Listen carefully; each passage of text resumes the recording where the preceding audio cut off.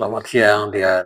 Ya, Aku mau membahas mengenai gimana ada permintaan dan keinginan dari para kalangan masyarakat, gimana anggota DPR minimal S1 bro.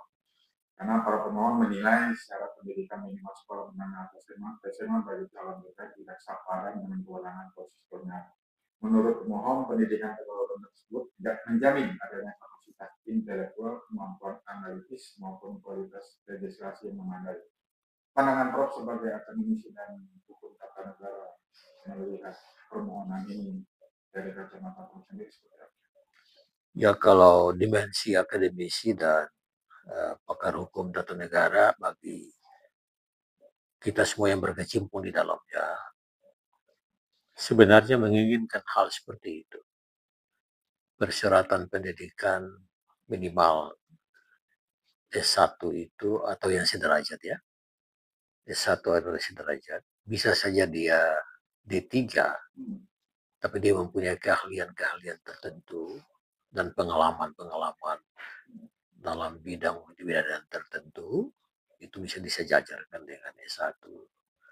Ya, itu penting karena mitra kerja parlemen itu, mitra kerja DPR maupun DPD, itu dengan kementerian-kementerian yang diisi oleh orang-orang terpelajar.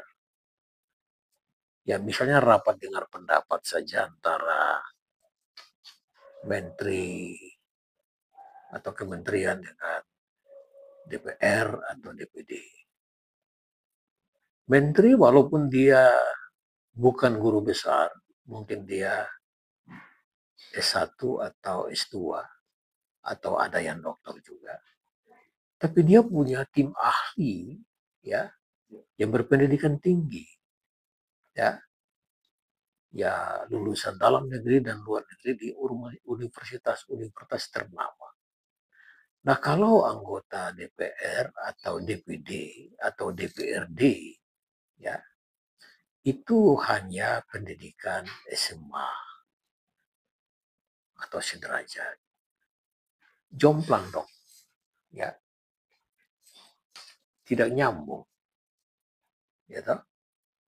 Kementerian dengan diisi oleh sumber daya manusia yang bagus, sementara parlemen diisi oleh mereka-mereka yang selain memang ada pendidikan yang tinggi, S1 sampai di guru besar, tapi juga masih banyak yang berpendidikan SMA. Saya punya pengalaman di Dewan Perwakilan Daerah itu. Ada seorang artis yang memang cuma ijazah SMA, itu pun paket C. Saya tidak harus menyebut orangnya. Ya, ketika dia berkunjung dengan kami ke satu daerah ya untuk membuka sebuah seminar bekerja sama dengan universitas setempat. Dia WA saya untuk menggantikan dia karena dia berhalangan dengan alasan ada urusan keluarga. Ya, oke, saya setuju karena ketua delegasi biasa yang berasal dari dapil ya sebagai tuan rumah itu. Nah, ternyata dia datang itu menjelang seminar itu berakhir.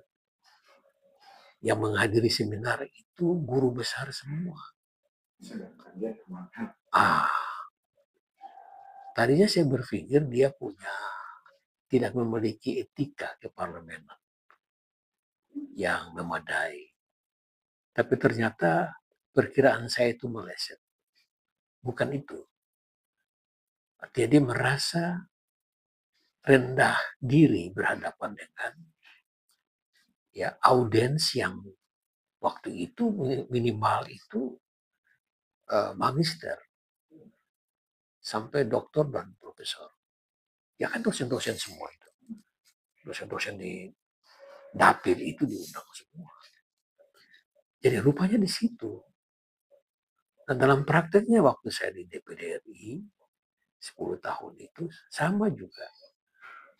Kalau rapat alat kelengkapan dengan kementerian, ya begitu. Satu komite itu kita istilahnya komite kalau di DPR kan komisi. Diisi kurang lebih ada 25 orang. Ya, pas buka rapat dengan pendapat itu, nyaris semuanya hadir. Ya, rapat dengan pendapat itu berlangsung ya kurang lebih 3 jam. Ya, mau menutup itu tinggal sepertiga anggota udah pergi entah kemana. Ya, dengan alasan ada acara di luar, acara di komite yang lain. Ya, ya saya mempunyai pemikiran bahwa mereka itu tidak mempunyai etika keparlemenan. Tapi untuk kedua kalinya saya merasa tadi kasus yang pertama itu kan lihat ternyata bukan, mereka tidak betah untuk ikut mendengar orang berbicara saja karena tidak nyambung. Ya toh? Dan tidak mengerti. Ya otomatis karena tidak mengerti tidak nyambung itu.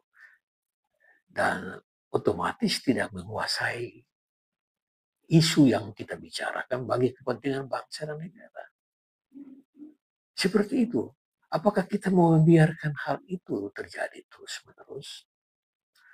Sementara di desa saja itu, ya, terutama desa-desa yang dekat dengan perkotaan itu, sudah masyarakat sudah banyak yang sarjana. Ya, sekarang kepala desa itu sudah mematok persyaratan itu S1.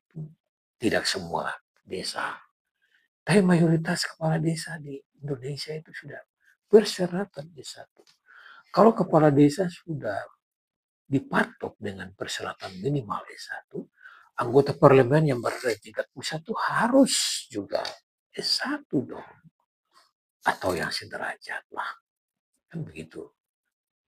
Bagaimana mungkin dia bisa membaktikan diri untuk bangsa dan negara dan kepentingan rakyat yang dia wakili bisa tercapai? Agak sulit. Dia akan meninggalkan semua pertemuan itu karena tidak paham, karena bukan habitnya di situ. Bukan di situ. Ya, ya kalaupun dia hadir secara fisik, tapi kalau roh mungkin kemana-mana, jiwanya kemana-mana gitu. Dan kalau toh dipaksa untuk bicara, ya sudah saya sependapat dengan pembicara sebelumnya itu. Ya tidak bisa begitu. Tidak seperti itu. Apa sih nomenklatur legislator atau legislator? Pembuat undang-undang. Ya toh? Undang-undang dalam semua aspek kehidupan bangsa ya. Di bidang perbankan, ya, migas, pertambangan umum, yaitu pariwisata, pendidikan, kesehatan, dan seterusnya. Sehingga orang-orang yang mewakili daerah dan rakyat itu harus juga mempunyai standar pendidikan yang memadai, serendah-rendahnya S1. Ya, di beberapa instansi swasta saja dan pemerintah itu, security itu sudah rendah-rendahnya S1. Bahkan office boy yang baru itu S1. Karena dia butuh pekerjaan. Tidak menerima lagi tamatan SMA. Lawang ini di pusat kekuasaan itu masih menerima aja tamatan SMA bagaimana ya. Ya, tidak bisa. Kecuali SMA atau yang sederajat. Ya, dia punya pengalaman sebagai direktur sebuah perusahaan. Dia punya pengalaman sebagai praktisi hak asasi manusia. Yang sudah lama berkecimpung di dunia itu. Boleh saja. Boleh saja. Ya toh. Ya walaupun dia SMA tapi dia punya pengalaman yang luas, dia punya sumbangsi yang luas buat masyarakat yang dia pilih atau yang masyarakat yang dia bina. Bisa saya terjadi seperti itu. Kebanyakan pengusaha-pengusaha yang cuma lulus SMA tapi ya dia bisa membuka lapangan pekerjaan untuk masyarakat yang banyak. Tapi dia juga mengambil kursus-kursus tertentu. Ya, mungkin ada 5 keahlian yang dia miliki itu disejajarkan. Ya. Dan harus menunjukkan ijazah asli. Jangan ijazah palsu. Karena itu menyangkut etika. Ya, etika dan integritas. Kalau dipukul rata SMA atau sederajat ya kerjanya cuma banyol-banyolan di televisi. Ya, nyanyi-nyanyi ya di acara-acara tertentu. Ya toh.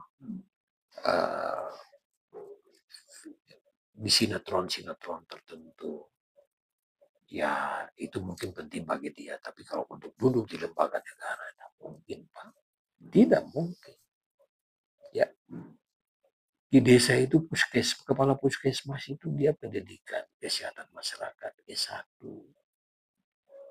Bahkan puskesmas rawat inap itu sudah dikepalai oleh dokter, bahkan dokter spesialis. Kepala desa semua sudah S1, mayoritas itu. Masa pejabat negara itu S1? Nggak bisa. SMA maksud saya. Ya paling rendah S1. Paling rendah S1. Ya toh? Ya, kalau kita seperti yang sekarang ini ya enggak punya wibawa politik parlemen itu. Ya selain tentunya soal pendidikan itu, ya integritas juga, etika, moral itu juga sangat dibutuhkan. Ya toh? Bukan sekedar di situ terpilih oleh masyarakat dengan cara-cara yang tidak beradab, ya membayar, membeli suara, menyogok KPU, menyogok Bawaslu. Saya harus katakan ini, saudara-saudara, karena ya pengalamannya seperti itu. Gitu. Untuk caleg itu kan mahal sekali. Nggak usah bicara tingkat nasional. Untuk tingkat kabupaten kota saja itu kalau you tidak mempunyai paling sedikit 3 miliar, jangan bermimpi. Jangan bermimpi. You akan kalah dengan tamatan SMA yang orang tuanya kaya. Ya toh? Dia akan jadi. Nah, itu tentu juga tergantung dari partai politik. Ya, yang dengan sistem kaderisasinya. Gitu? Ya, orang-orang yang lolos dalam sekolah-sekolah kader itulah yang harus ditentukan sebagai calon-calon anggota legislatif. Di luar itu janganlah. Jangan. Partai juga harus ketat untuk mengutamakan lulusan-lulusan sekolah kader itu. Ya toh? Kalau toh mereka tidak mempunyai uang untuk caleg, partai yang harus membiayai itu. Bukan partai mendapatkan uang dari lulusan-lulusan SMA yang menyogok partai itu juga. Atau menyogok fungsionalis partai juga. Jangan seperti itu. Ya tidak bisa, Pak. Tidak bisa. Harus ada pembenahan yang sifatnya transformatif. Merubah semua itu. Cara berpikir mindset dari pimpinan-pimpinan partai. Ya toh? Dari DPR yang membuat undang-undang, yang memegang kekuasaan dan bentuk undang-undang. Kalaupun Mahkamah Konstitusi menolak itu, DPR gunakan juga kekuasaan. Kewenangan konstitusional DPR besar sekali sesuai dengan pasal 20 ayat 1 Undang-Undang Dasar kita. DPR memegang kekuasaan membentuk undang-undang. Bukan presiden. DPR yang memegang kekuasaan membentuk undang-undang. Presiden punya hak untuk mengajukan rancangan undang-undang dan berhak membahas, menyetujui dan mengesahkan. Tapi palu kekuasaan itu, mahkota kekuasaan itu dimiliki oleh DPR. Ya toh? Bahkan undang-undang MK itu DPR yang buat, bukan MK yang buat. Ya toh? Jadi MK yang menolak gugatan itu harus S1 itu ya konyol itu. Terus rata saja untuk menjadi anggota MK kan sudah tidak ada lagi S1 itu. Mungkin sudah tidak ada lagi magister di situ, dokter, profesor semua. Itu yang betul. Tapi walaupun dokter, profesor itu, tapi kalau kita percaya lembaga itu ke depan. Demikian ya. Ya, jadi saya ulas kembali, Prof.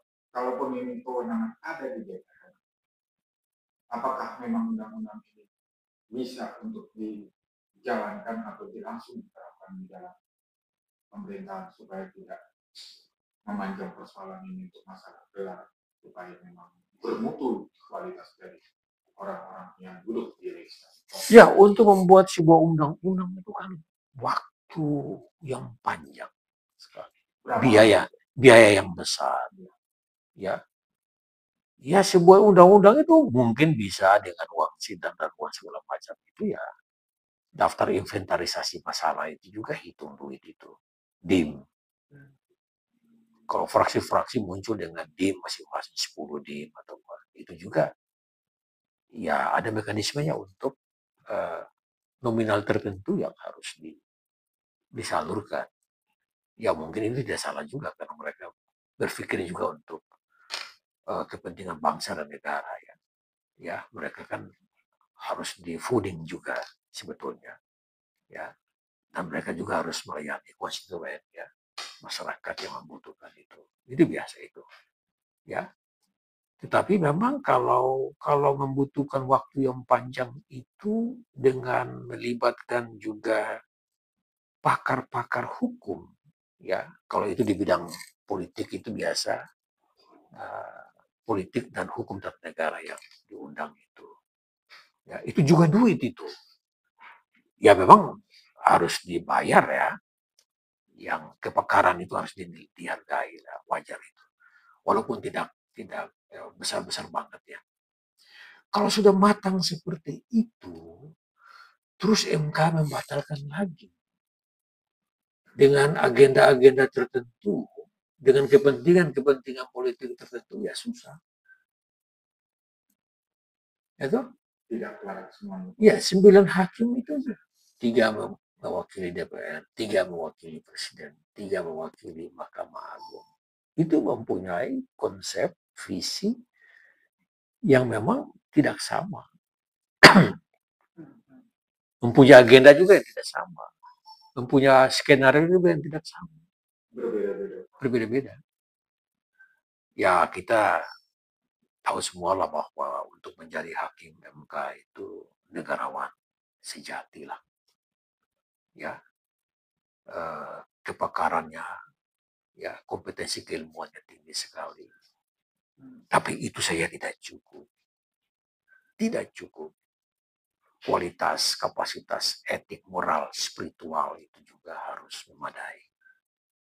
Ya, tidak hanya karena saya dipilih oleh struktur kekuasaan tertentu lalu saya mengabdi sebetulnya kepada yang mengusulkan saya, lalu saya mengabaikan aspek imparsialitas, kesetaraan, kedudukan dalam hukum bagi semua anggota masyarakat. Saya mengabaikan aspek-aspek etika, moral, ya spiritual yang sesungguhnya harus kita pertahankan itu. Demi uang yang kita dapat itu ya tak boleh. Jangan lupa loh ketua Mahkamah Konstitusi masuk penjara sampai sekarang. Ya. Ketua KPU pernah masuk penjara. Gitu. Banyak itu anggota-anggota KPU juga yang terjerat. Ya, enggak usah lah. Komisioner KPK juga ya main. Hakim-hakim. Ya kan? Pada puncak kekuasaan itu juga. Jaksa juga main. Ya pusat-pusat kekuasaan strategis itu sudah rapuh etikanya. Bahkan lapuk. Ya kasihan bangsa ini. Kalau bangsa ini sebuah atau satu pohon besar. Ada dahannya, pohonnya, akarnya, cabang ranting-rantingnya. Silakan akar sudah. Ya, sudah dimakan rayap dari dalam. Ya, atau jenis-jenis serangga tertentu yang jahat itu. Wah, tunggu waktu, Pak. Belum. Tumbang ini. Saya takut tumbangnya negara ini kalau caranya seperti ini. Negara ini harus dirawat oleh sentrum kekuasaan 3 poros utama itu, eksekutif, legislatif, dan yudikatif. Yang benar dong, yang berkualitas. Kapasitas intelektualnya begini, moralnya begini, etikanya begini, kepakarannya, keilmuannya begini, pengalamannya begini. Jangan begini. Kan begitu. Hukum itu harus menjadi panglima. Dan kekuasaan itu harus tunduk di bawahnya. Tapi dalam praktek tidak lagi sekarang. Yang menjadi panglima itu kekuasaan dan politik. Jadi hukum itu menjadi kepala staf. Gitu? Atau kemudian kompi. Kalau struktur militer itu. Atau kodim. Sesukanya. Dan memang dalam sosiologi hukum itu kan hukum variabel dependen. Sangat tergantung dari variabel kekuasaan dan politik. Dan variabel keinginan masyarakat untuk mendapatkan keadilan dan kebenaran. Ya, tergantung dari yang memegang kendali kekuasaan di 3 rumpun kekuasaan besar. Eksekutif, legislatif, dan yudikatif. Harus diusi oleh orang-orang yang beretika, bermoral, yang cerdas, yang mencintai bangsa dan negara ini, dan melayani masyarakat. Ya, politik itu bukan sekedar teknik untuk berkuasa, tapi etika untuk melayani dan mengabdikan diri bagi kepentingan bangsa, negara, dan rakyat. Ya toh. Kalau hukum memang sering dilanggar. Tapi kalau keetika tidak ditegakkan, lebih hancur lagi. Dan etika kan kedudukan lebih tinggi dari hukum. Ya. Etika lebih tinggi dari doktrin. Etika, doktrin, ya turun ya. Baru teori-teorinya, baru norma-norma hukum. Turunan. Ya turunannya itu. Ya mungkin ya etika, lalu asas-asas hukum yang sifatnya universal itu ya. Kesetaraan, imparsialitas, kebenaran, keadilan bagi sesama semua. Tidak ada diskriminasi. Ya. Itu yang harus kita tegakkan. Jadi hukum itu kan norma-norma yang tidak dibuat berdasarkan keinginan dan kekuatan pemegang kendali bangsa ini, tapi harus dibuat untuk kepentingan rakyat dan masyarakat. Ya, dan tidak melanggar etika. Norma hukum itu harus mengandung nilai-nilai etika dan kebenaran, keadilan dan kebenaran. Begitu ya. Jangan lupa kebenaran dan keadilan itu mengharumkan nama bangsa, meninggikan derajat bangsa. Tapi kalau mencuri uang negara itu adalah dosa dan noda bangsa. Tidak boleh terjadi seperti itu menurut saya. Lembaga-lembaga normatif ya universitas-universitas termasuk UKI itu harus mempunyai tanggung jawab etik, moral, dan spiritual untuk mengembalikan etika itu supaya dia bisa mengendalikan bagaimana proses pembuatan hukum dan kebijakan-kebijakan politik yang menguntungkan semua lapisan masyarakat atau rakyat Indonesia. Demikian ya. Oke, closingnya Prof. Jikapun ini untuk yang kedua kalinya masalah keputusan ini ditolak dengan MK, berarti kan ada suatu perdamaian untuk DPR mengambil alih dan membuat suatu keputusan yang tepat sehingga bangsa ini ke depan katakan etika itu dikedepankan, setidaknya satu menjadi jaminan garansi yang patut untuk dijalankan dan dikerjakan sehingga bangsa ini pun produk dari anggota DPR itu bermutu dan berkualitas yang terbilang dan membuka wacana etika dan hukum itu pun menjadi tegak sehingga bangsa ini pun akan menjadi lebih baik ke depannya produk-produk yang duduk di DPR sendiri. Pandangan Prof terakhir. Ya, bagi saya etika persyaratan untuk minimal berpendidikan S1 itu penting. Ya, itu berarti S2, S3 juga ya kan begitu. Bahkan guru besar. Tetapi juga standar moral harus dimiliki oleh caleg-caleg itu, anggota parlemen itu. Ya, nilai-nilai etik harus dia miliki. Harus fit and proper test oleh fungsionaris partai. Ya, dan bukan fit and proper test awal-awal. Ketika mungkin yang bersangkutan menyogok orang-orang partai, tidak. Harus betul-betul. Ya, harus betul-betul itu partai membuat persyaratan-persyaratan yang sangat ketat untuk itu. Tanpa itu, walaupun standar pendidikannya itu minimal S2, tapi kalau etika itu juga bobrok, ya jangan dicalonkan. Nggak boleh. Ada kualifikasi, yaitu menelusuri jejak. Ya, itu. Menelusuri jejak dia. Baik jejak digital maupun yang non-digital.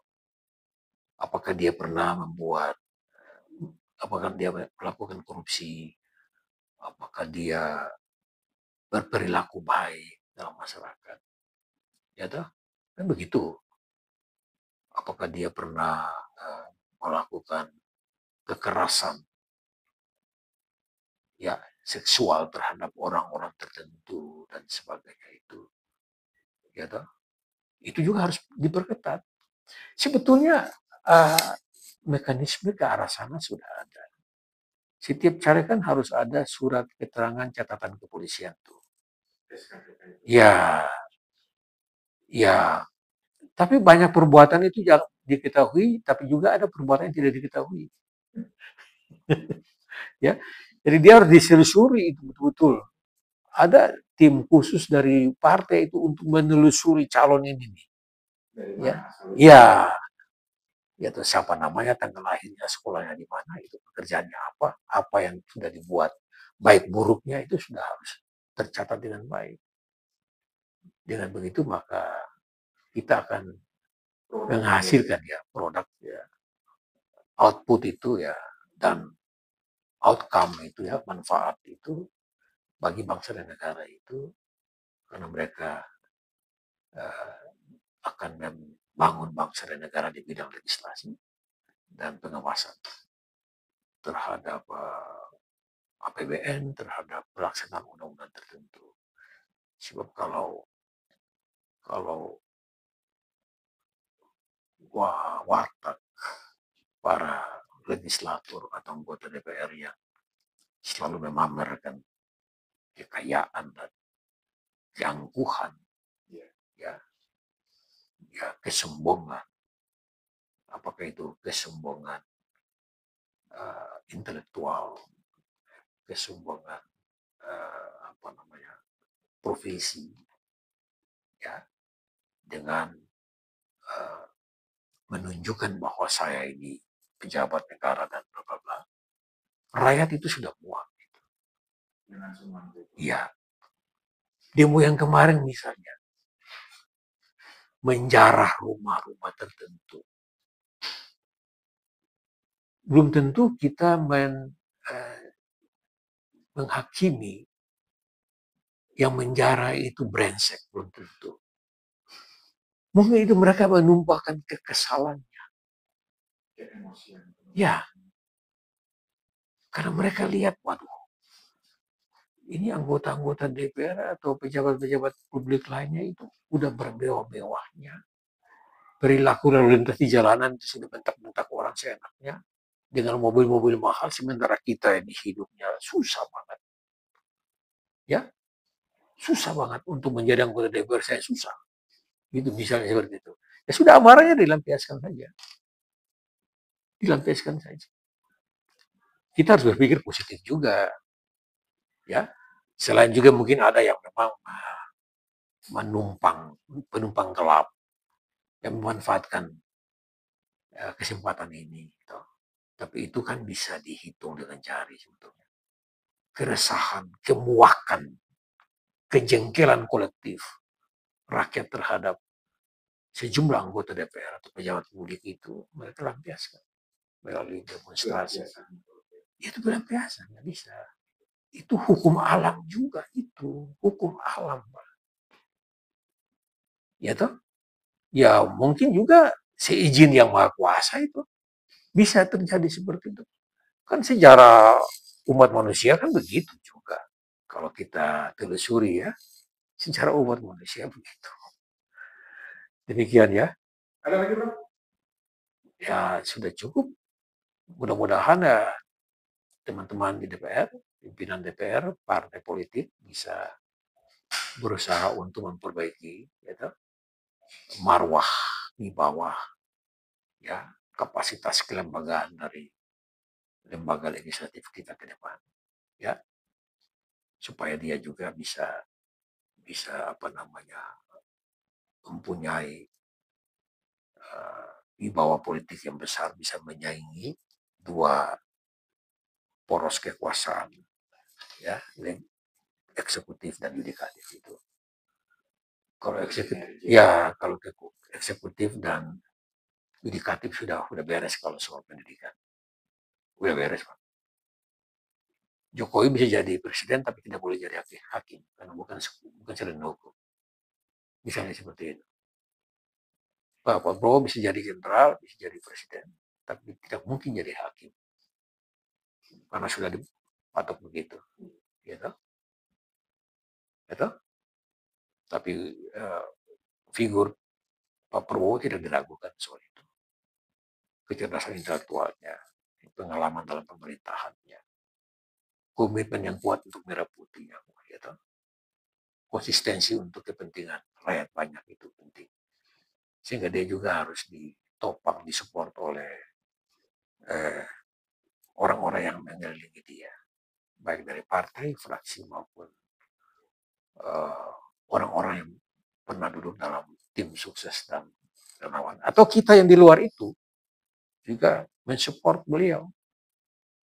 Ya, ya saya memandang dari aspek manfaat. Memang ada manfaat dia untuk melahirkan sejumlah gebrakan yang inovatif sifatnya itu ya. Makan bergizi gratis itu misalnya. Itu di berbagai negara ada itu kan. Kelemahan kita memang perencanaannya lemah, terlalu cepat itu. Mungkin dibutuhkan kira-kira 4 bulan perencanaan didudukan dulu dengan matang, dengan perangkat regulasi, ya toh. Lalu siapa yang mengelola dapur-dapur itu, ya toh. Ya, sudah ada dari pihak tentara juga dilibatkan. Iya, jangan kita mengatakan itu militerisme, belum tentu. Karena masyarakat dalam keadaan tertentu memang, ya tentara itu kan alat negara. Ya, dia alat negara. Jadi kalau memang lembaga negara yang lain tidak berfungsi dengan baik, atau pejabat negara lain tidak berfungsi dengan baik, tentara masuk, alat negara. Gitu? Bukan disebut alat kekuasaan. TNI itu alat negara. Jadi kalau ada lembaga-lembaga negara lain yang tidak menunjukkan prestasi kinerja yang baik, ya alat negara harus turun tangan untuk sementara waktu untuk membenahi ini. Nah, kalau sudah mapan ya tinggal sedikit demi sedikit dikurangi lagi. Ya toh, kayak kita dulu di fungsi ABRI kan. Ya, banyak negara begitu kok. Ya, kita belum bisa disebut negara demokrasi, civil society yang murni. Enggak. Berantakan loh itu juga anggota masyarakat. Kita butuh itu TNI yang profesional, yang bermartabat, kepolisian yang profesional, yang bermartabat, yang beretika, dan bermoral semua itu. Selain lembaga-lembaga negara yang lain.